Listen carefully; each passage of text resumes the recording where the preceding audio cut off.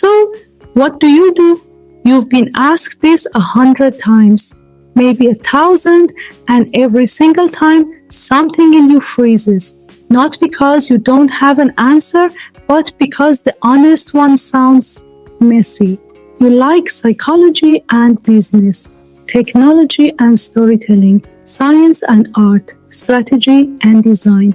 And when people ask you to pick one, it feels like being asked which part of your personality you're willing to turn off. So you give the shorter answer, the simpler one. You pick a lane and leave the rest in the dark, not because the others don't matter, but because it's easier than explaining who you actually are. Here's what nobody tells you. School asked for specialization.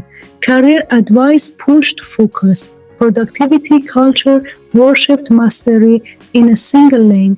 And when your attention moved between fields, they had words for you, scattered, unfocused, unable to commit. The assumption was simple. If your curiosity wouldn't stay in one place, something must be wrong with your discipline.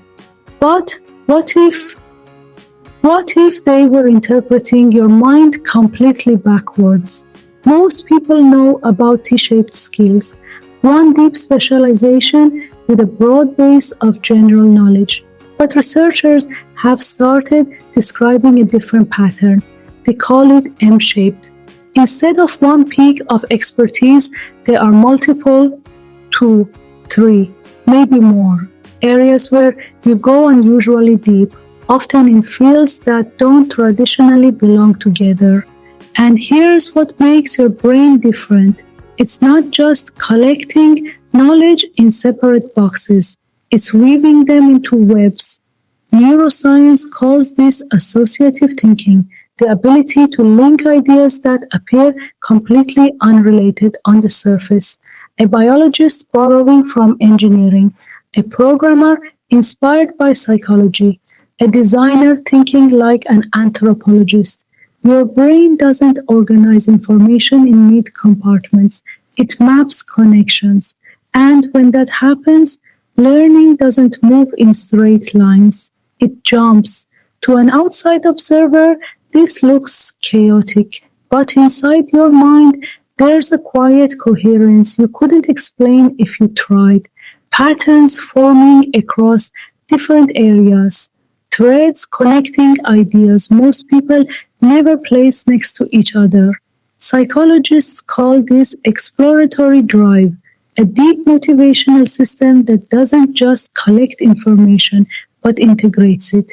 And if you look back at your life, your interests didn't appear randomly. They connected through teams, understanding people, building systems, exploring ideas, creating things, different fields, same underlying questions. The depth was always there. It just existed in more than one place.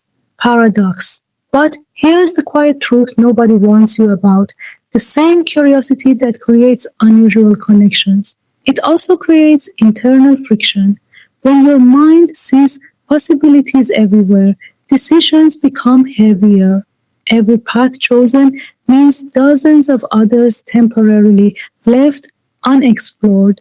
And somewhere in the background, a question whispers, what if I'm choosing the wrong direction? This isn't just the paradox of choice, it's deeper than that. It's about identity. When your interests stretch across domains, how do you summarize who you are in a single sentence? But here's what happens when you stop fighting it. Years later, sometimes many years later, the scattered pieces begin forming a pattern you couldn't have planned. Storytelling strengthens your leadership. Psychology sharpens your marketing. Design transforms your communication. Technology amplifies your creativity. They don't stay separate tracks. They become a network. What once looked like distraction reveals itself as preparation, not for a single role, for navigating complexity. And the world is becoming more complex by the day. Problems don't live inside disciplines anymore. They live between them. Technology and ethics, science and communication, business and human behavior. The ability to think across boundaries isn't a disadvantage, it's becoming the advantage. So if you've ever felt quietly out of place because your interests refuse to stay in one lane, that experience makes sense. Your mind isn't trying to specialize faster, it's trying to see wider. And sometimes what looks like confusion from the outside is actually the early stage of synthesis. A mind learning how its different pieces belong together. Some people feel most alive digging one well very deep. Others feel most alive walking the landscape, discovering where rivers connect beneath the surface. Both ways of thinking have always existed. They just haven't always been understood the same way. And you've been mapping the territory all along.